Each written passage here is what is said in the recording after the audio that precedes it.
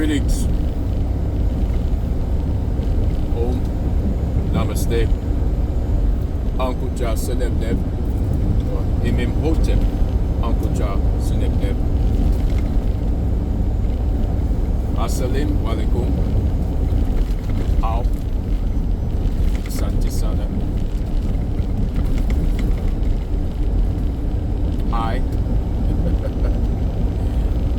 Many other greetings. If I missed any, again, as I always say, excuse me. For the sake of time, I'm going to skip to what I'm here for. In this, for the moment. I was just noticing that there's a lot of talk surfacing again about souls, and there's a lot of activity concerning souls and selling souls. And I think there's a misunderstanding that's been long progressed and perpetuated about what you can do with a soul, or what a soul actually is. See, a very important key that I want to express, very important, is the fact that, and it's not simple because if it was simple, everybody would know it. It's not simple because there's so much distraction, but the fact that anything that you can see or speak with your physical mouth or see with your physical eyes, or any concept that can come up in your head, is much like Muji says and other sages say, phenomenal. Meaning it's not everlasting, and it's not something that's so solid that it's an end-all be-all situation. Okay? It is subject to change, in other words. So, with that being said, when we talk about the soul, depending on which soul you're speaking of, whether it's the S-O-L or the S-O-U-L, the soul, anywhere, in any place, in any time, either one are words that are brought forth by concepts which are attempts to describe an experience or the experience.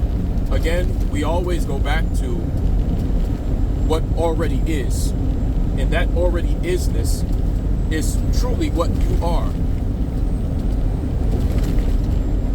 beyond any name or form, beyond any physical matter or non-physical matter. It is, like I said before, the platform or the canvas on which existing and everything that happens in existing or out of existing is painted upon, so that it can be experienced or perceived or viewed. So, with all of that being said, we come to the concept of the soul. The soul is a concept which is utilized to describe an experience that already is, and its many interactions with the physical realm or the non-physical realm. So, as the soul, or as the concept of the soul, it is not a physical thing that can be exchanged as a transactional situation. I'm going to rephrase that, or I'm going to reiterate that, let me say. It is not a physical thing that can be exchanged as a transactional situation. Meaning, in layman's terms, the soul cannot be sold or purchased. The soul is not a thing, and I'm talking about the soul, the S-O-U-L, but the sun can't be purchased either. The light that is behind the sun, the light or the origin of the energy that causes the sun to bring forth light, that cannot be sold or purchased either. So all of these are concepts that are believed in, so much so that they're given power. Notice I said given power. What gives it power? Well, you, of course. You and anyone else that agrees to that concept and agrees to it so much that you put it above yourself. And what that means is when you allow your ego to convince you that you have sold your soul, or you let someone else convince your ego to convince you that you have sold something of yourself, that you are other than what you truly are, the isness that you are, and that you are something physical that can be sold and bought. When you believe into that enough, then you will experience that. When you believe into something enough, you will experience it. There are many who know this, and that is why they constantly and consistently try to interject their agendas, their thoughts, their belief systems, their principles into your ego domain, so that your ego can use it or test you with it. And if you're not capable of overriding your ego's influence, or as they say, Muji often says, and many others say, transcend your ego's dominant influence. If you are incapable of doing that, then you will, in a delusional way, suffer what is called, otherwise known as samsara, or hell, or what's many other terms? An experience of opening Pandora's box, psychosis, delusional, delusions of grandeur or delusions of non-grandeur. You know, bad experiences, or experiences that are separate from the reality that you are, not the reality that you perceive. You see what I'm saying? The reality that you are, even now, the true reality, the truth that you are, even now, as opposed to what you are convinced to perceive, or distracted or influenced into perceiving. Those things, they come and go, they're fluctuating, they're movable, but the immovable one is what sees them.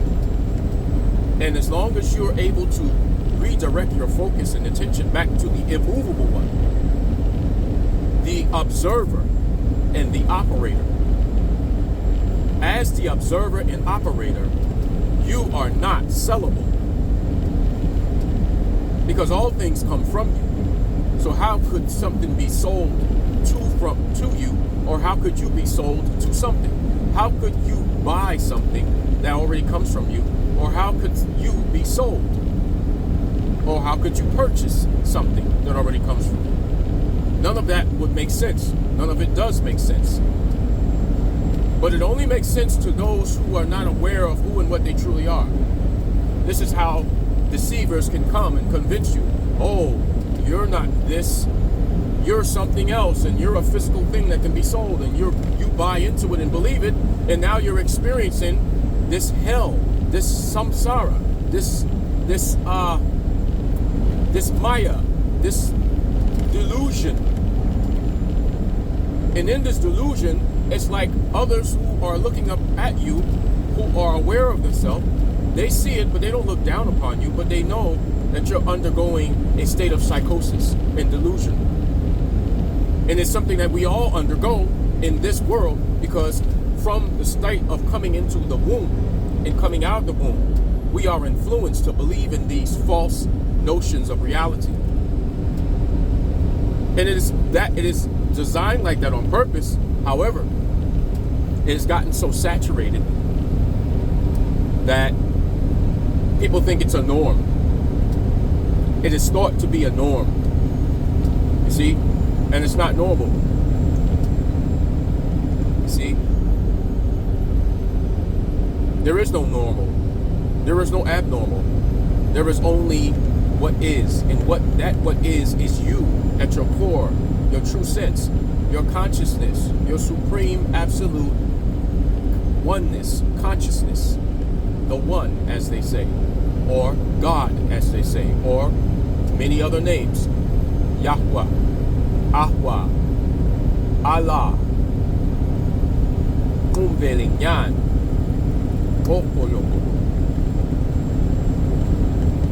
The Most High, the Great Spirit, Ra, Atu, Amu, all of the names, Shiva, Krishna, the Christ, the Christos, or as you say, Christ. This is all the oneness. As I have said before, Tut Ankh Amun spoke of this, and he was spreading this to many of those days. He was only spreading what already was being taught and spread before. He was a messenger, as many other of us are messengers. We are not only messengers, but we are messengers. However, it was, I believe, it was deliberately misconstrued to play on a narrative of conquest, to say that Tut Ankh Amun was promoting monotheism, when back then there was no such thing as monotheism. There was no such thing as mono. Those are concepts of these recent days and ages, because those languages did not exist back then. That is how it can be misconstrued, because you're trying to equate meanings of your understanding to meanings of their understanding, or your meanings of your understanding to meanings of their understanding. You see? To make it more clear, I'll put it this way. In translation, trying to equate meanings of your understanding to meanings of their understanding. And when I say their, I mean your ancestors that was long in a state of existing in flesh before you were, that had entered into the fleshly physical realm long before you had. And they had an understanding that was far more advanced than you, and the evidence is all around you. And when I say far more advanced, I mean far more mature on the spiritual realm. And when I say spiritual, I mean as far advanced as technology and all other science and all other understandings or overstandings could reach. And it is even further beyond that, because what is spiritual is a realm that existed before the physical. So your understandings or overstandings of all the physical realms around you that you relate to only come by way of what already existed in the spiritual. And the spiritual realm came from what already existed as presence, pre-sense, before the senses. The awareness that existed before senses arose. Before sight, see, smell, touch, sound, hear, feel. If you really pay attention to yourself enough, you'll notice that even when you close your eyes or you close your ears, you're still able to think, you're still able to decipher sensations, you're still able to discern feelings, emotions, touch, smell, sound. You can hear, you can even see, you can perceive, even with your eyes closed. So what does that say? For many who do not pay attention, it tells you that this temple that you're operating in, this avatar or vessel or body, it is a vessel. It's not something to look down upon, because it is the most divinely created and constructed vessel that was done by harmony of uncountable numbers of life forms, all being ultimately the consciousness that you also are, but expressing and representing as individuals in each individual vessel, whether it is from macrocosm to microcosm to nanocosm and all cosmos. You see? Does not matter, because the same consciousness permeates it all. In fact, without this consciousness, nothing would ever even be. There would be no manifestation. There would be nothing to even recognize that there is a manifestation or not. So again, I know I started off on the concept of can the soul be sold or bought, but this all ties in, because in order for you to really grasp why the soul cannot be sold or bought, you must have a grasp of this that I'm saying to you now. This is why the soul cannot be bought or sold, because the soul is a concept. The soul can only be believed in and accepted and played along with. The buying and selling of the soul is an act that can be played along with. It's an act. I say again, it's an act that can be played along with by believing in and acting out. You act this out because you believe it. Sacrificing someone. What sense would that make, to sacrifice someone or something? What are you getting? You are willing to, in a sense, you're willing to sacrifice a life in exchange for something that is less valuable than that life you just sacrificed. Without that life and the life that you are, none of this would exist. No physical thing could even form or manifest. Without the life, the presence, the awareness, the consciousness. You see? That is life. That is love. Without this, nothing can be. So why would you try? And I'm going to explain it in a minute. I'm going to get a little deeper so you can really grasp without question and put this to rest why the soul cannot be bought or sold, and sacrifices are useless. When I say sacrifice, I mean taking the life of something or someone, some living being or entity, in exchange for getting something physical, or the belief of getting something physical. That is useless, and I'm going to explain to you why right now. The reason why is because life is awareness. It is consciousness. It is what is and also what isn't. It is what recognizes what is and what isn't. Okay? It is what allows existence itself to flourish and grow and sprout from the seed that it once was to the vastness that is what you're experiencing now. When you look at the multiverses and then go down into the universes and all existence, and you look at how vast it is. It came from one seed.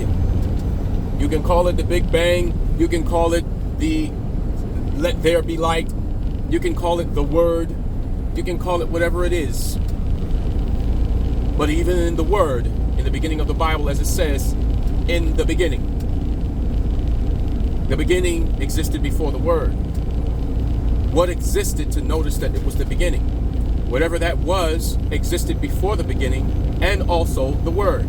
And also observe that the Word was God and also with God.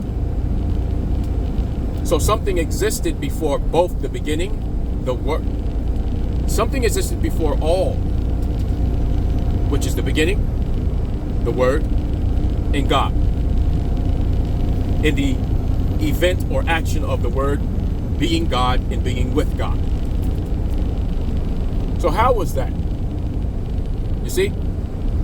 That is presence or pre-sense, or as we say, the self, or the isness, as Mooji says, or consciousness, as he also says, and many others say. Supreme consciousness, or many others also say the one. Many of the Elohim, or many of us who, or many of those who travel,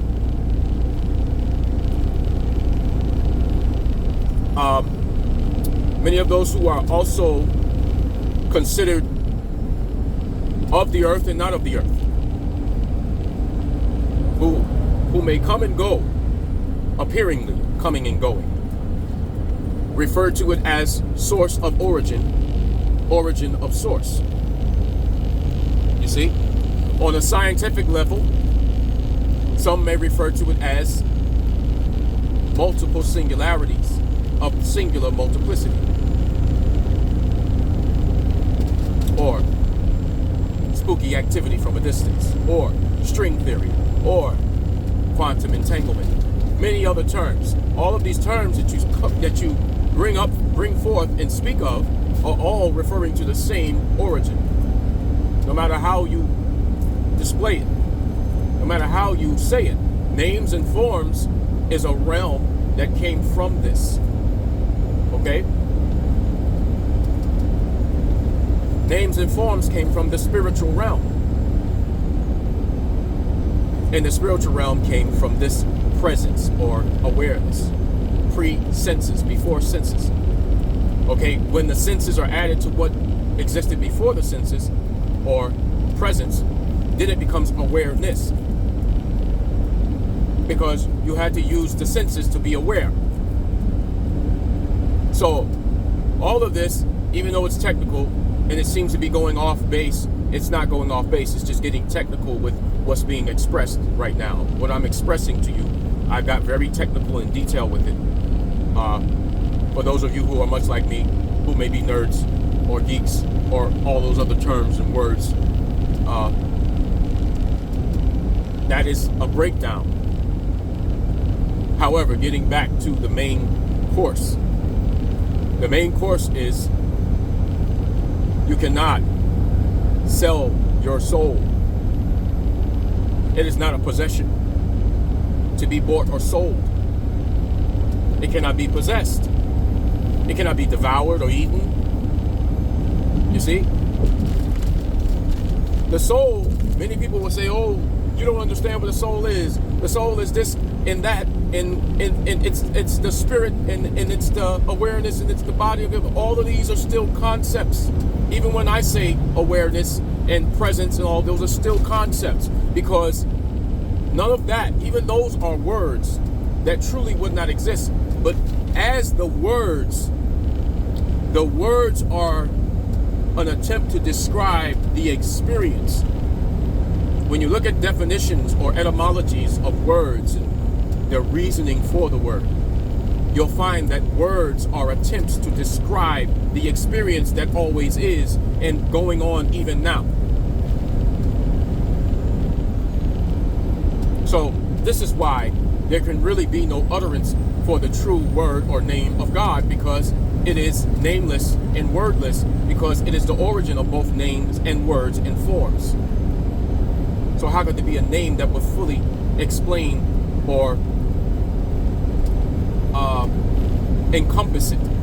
It cannot encompass, a name cannot encompass it, because the name came from it. So it is too vast for the name to encompass. So there can be no name for it, if that makes sense to you. It is an experience. It is both vast and minuscule simultaneously. It is also you, as you are, truly, and the source of as you perceive. However, there are levels to your states of awareness or consciousness or experiencing. And this is where your ego comes in, because your ego is kind of like your adversary, but not really. It's more like your challenger. Your ego is your challenger in the beginning until you transcend it, and then it reveals itself as your trainer, so to speak, or your tester, you see? And this leads to what I'm explaining next to make clear everything up. When you are presented with the idea or the concept of, I will give you this in exchange for your soul, that in itself, when it's brought to you, when it's brought to your attention, that in itself is a test. I repeat and say it again. When something is brought to you in exchange for your soul. It is a test to see if you are fully aware of who and what you truly are. Because when you are, you know that a soul cannot be purchased or sold. It cannot be bought or sold. It cannot be consumed. It is not a physical thing to be transactionalized. You see? That is a test, I repeat, when the notion is brought to you or offer is brought to you to sell your soul in exchange for anything. It is a test, because the soul is not something that can be sold or purchased or bought. It cannot be something that is given or taken. You see? The soul is a concept, just like money is a concept. You give and take money. Why? Because it is believed to be valuable enough for exchanging. But it has no true value. The only power that money has is the value that you and others agree that it is. When you no longer see it as valuable, it will not be valuable. You see? When you see that your soul is something valuable enough and that you can sell it or buy it or whatever, and you play along with that, again, I repeat, very important, play along with that notion, then you begin to experience the experiences that may come along, or you're led to believe may come along with the act of selling your soul. Because you're giving power, you're believing into it, you're playing along with it, you're playing the role, you're acting it out. You're acting it out. I repeat, you are acting it out. The only reason why you're suffering is because you're acting out the play of suffering. Why are you acting out the play of suffering? Because you convinced yourself to believe that you are suffering. You convinced yourself to believe that you must do this or do that because you have sold your soul. Well, if you sold your soul, then why are you still where you are? How can you still function if your soul is you and your end all be all? Then how could you sell yourself to something or someone else and still be able to function? No one ever stopped to contemplate that deeply enough.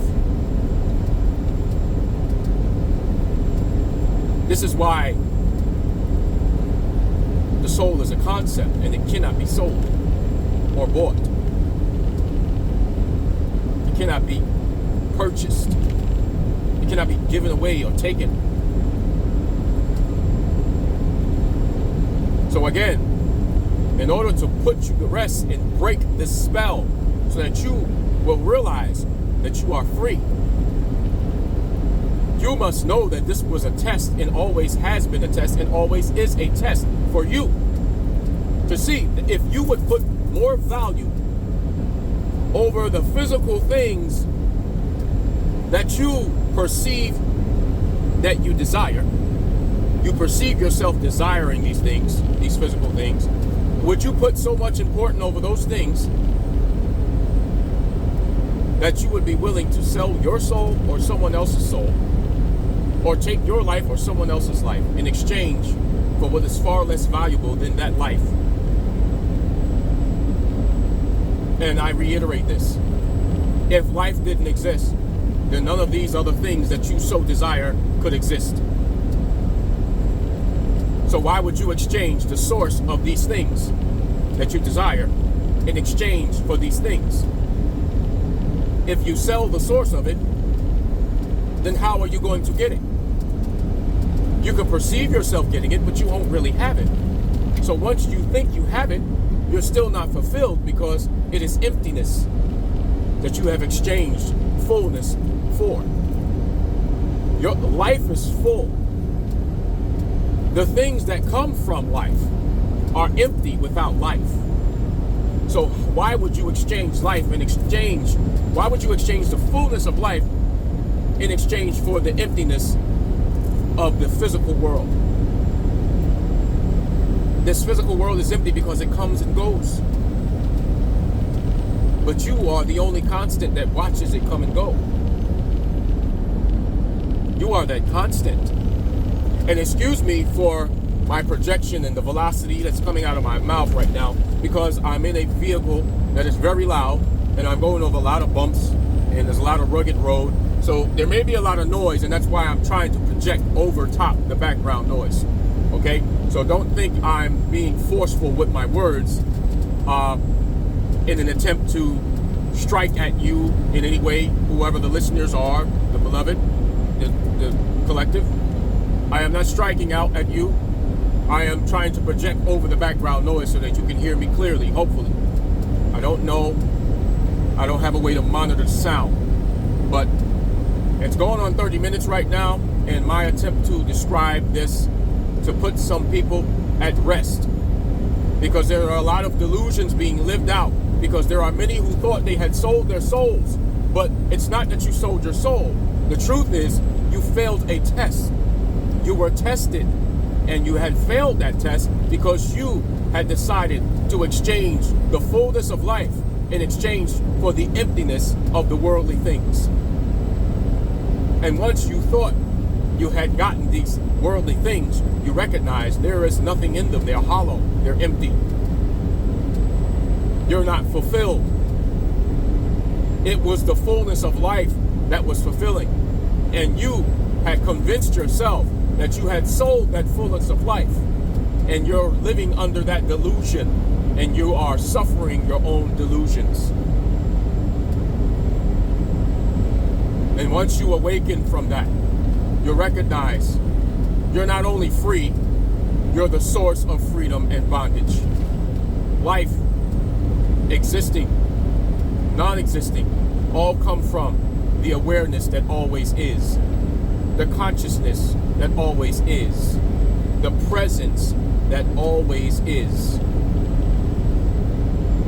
You are always present. Now there is a harmony in all of this. And that harmony and balance is always is. And whenever it's caused to be imbalanced, it always rebalances. That will always happen. So when you cause imbalance, you must know that a balance will occur. And many of you will equate that to what is called atonement, or making up for something, or what's another term that is often popularly used?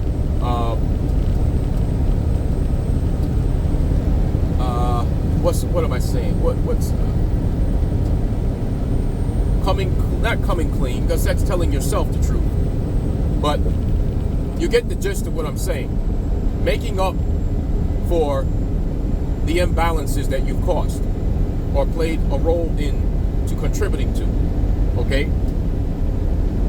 And many people will call that, in some of the spiritual terminology, they may call it the dark night of the soul. You see? When you are awakening and recognizing that everything you thought was real is not actually real, but a projection of your own delusion brought forth by your own ego, or your own ego's dominance over your perceiving and experiencing. That is a battle within. The battle of Armageddon. The battle of Armageddon happens within. You are looking in the skies and the heavens for battles, but the battle is happening within you. You are more than your body. You are the source of the physical realm and the non-physical realm. The battle happens within you, between your true sense of yourself or your true presence and your consciousness and your ego. Let me rephrase that, because I said that I may confuse people. The battle happens between you, your true presence or consciousness, and your ego, which is your personality, your persona. You know, not the existence that you are, but the clothing that is wrapped over that existence as the body, the name that you were given, the lifestyle, the belief systems, you know, you name it. All of the knowledge and habits and personality that you've acquired along the way. All of that. You know, your achievements and failures and all of that, experiencing and non-experiencing that you've acquired along the way. All of that makes up your persona, your personality, or your ego. The memories, all of it. It makes up your ego. But that which exists before the ego, that the ego would be able to be built upon, that is called the consciousness, the isness, the self. As your ancestors said, know the self. It was not thy, because thy was Shakespearean and brought forth far later. But the true proper translation would be the self that you are. You truly are. Thyself is still phenomenal because it leads to the concept of something other than you, meaning your possession. Thy, my, you see, they, those are all indirect. But the is direct as you. Okay? So with that being said, that's all I have. I have a phone call coming in, and I hope you all get the gist of that. Know the true self that you are, and you cannot be sold or bought. Your soul cannot be sold or bought. Okay? I love you. I wish above all things that you prosper as your soul prospers. Be well. Hope. Eternal.